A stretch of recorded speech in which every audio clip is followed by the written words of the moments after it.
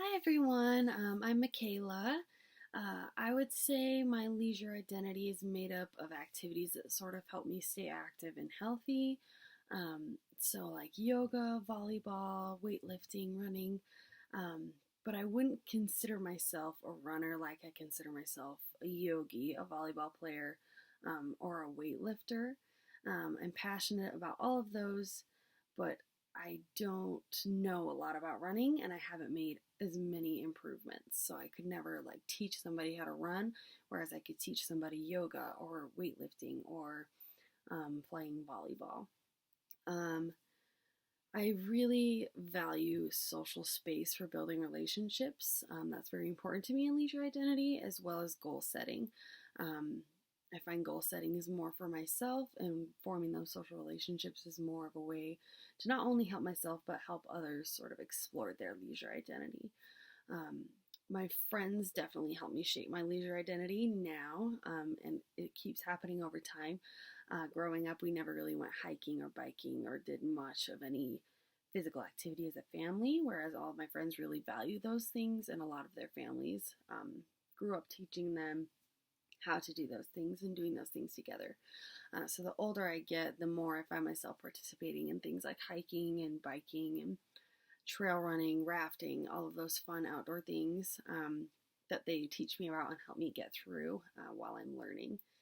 Um, yeah, I would say my current identity is more formed by myself and what I enjoy to do, but it does change over time as I become closer to people who are more into outdoor recreation. Um, I sort of began to call myself a weightlifter, yogi, volleyball player when I got enough experience to teach others how to do it. And I know what I'm doing enough to feel confident in doing that. But I have also really committed to these activities, whereas with hiking and running, I haven't made this really concrete commitment. It's just something I enjoy to do. Um, Weight loss definitely triggered my change in identity. I used to really form my leisure around laying around, sort of like snacking with friends, or maybe even watching TV and enjoying those sort of leisure activities. Um, Whereas I lost a lot of weight in the beginning of college, and that really formed a different identity for me. Now I form my leisure activities around things that I think will benefit me and make me improve on myself, and less on things that make me sort of distracted and not think about what I'm stressed about in that moment. I really value friendships that encourage self improvement and are low stress. Um, and I've realized that through forming my leisure identity, I really value friends who want to help their friends learn and want to explore new things together. Um, and I find this has really helped me form friendships that are valuable and that are worth keeping and worth putting effort into. Um, I wouldn't live somewhere without the opportunities for leisure outside and people to participate in them with. So I could never move somewhere where it's super cold. I'm not really interested in skiing or snowboarding. So somewhere that has warm weather where I can go hike and bike and just spend time outside, maybe playing volleyball with people, is something I wouldn't give up because of my leisure identity. Um, I would say socioeconomic things that have sort of affected my leisure identity. I grew up with a little less money to travel. We didn't go on vacations. We didn't really participate in any leisure activities. I also come from a pretty historically overweight, unhealthy family. Whereas now I have a bit more money just making myself to be able to travel and form my leisure identity that way. And I am also exploring new activities that help me stay healthy and sort of not continue this unhealthy track of obesity and just sort of laying around a lot. So that has definitely changed over time with my leisure identity. Um, I can definitely teach people about being healthy and how leisure can help with mental health now, which is something that affects my family a lot. So I really value that too in all the activities I do. And that is something that I find affects the people around me as well, which is awesome. My leisure identity is really, really important to me. I don't think it would be a few years ago, but now, sort of a healthy lifestyle is most important for my happiness, I've noticed, and leisure activities are what keep me sane and keep me doing those activities, um, keep me healthy. So, my leisure identity is very important to me. Leisure fits into my dream of being the best healthy example for my friends and family, and always improving and helping others improve.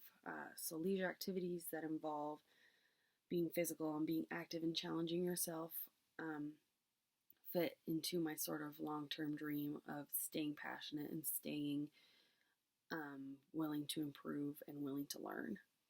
Um, so, the Myrnavators video definitely tears down. It's a bummer that people tear down other people for their leisure identities, even though it's kind of none of their business. And coming from someone who is very overweight and struggled to form a leisure identity out of being judged and people not accepting you, this is kind of a heartbreaking video for me to watch. But she seems to really break out of her family's leisure identity and into her own and do whatever she wants to do, which is something I can really relate to, and I really value what she's doing, and I think she's such an inspiration. Um, Leisure identity is not always a physical characteristic that you can tell. I don't think looking at me you would ever think I like lift a lot of weights or hike all the time, but it's something that I do often. Sue Austin's video, similar to the Motivators, showed me how you can't really make assumptions about people based on their appearance. Like I said before, um, this is just such a good look into how leisure identity and your leisure participation, like what leisure you participate in, the activities, have a huge impact on your outlook and attitude towards life. And how your attitude towards life also affects what leisure activities you're participating in, so vice versa. Slow-mo's video was such a feel-good video that was honestly so fun to watch. It showed how leisure activity can really benefit the people around you, not just you. Everybody sees him and it sort of cheers them up. And they know who he is and what he does. And it's just such a stark difference between the leisure that's valued in America versus Slow-mo's values, and how he overcame the like constant 40-hour week, always working to buy more, to spend more, to have more material things.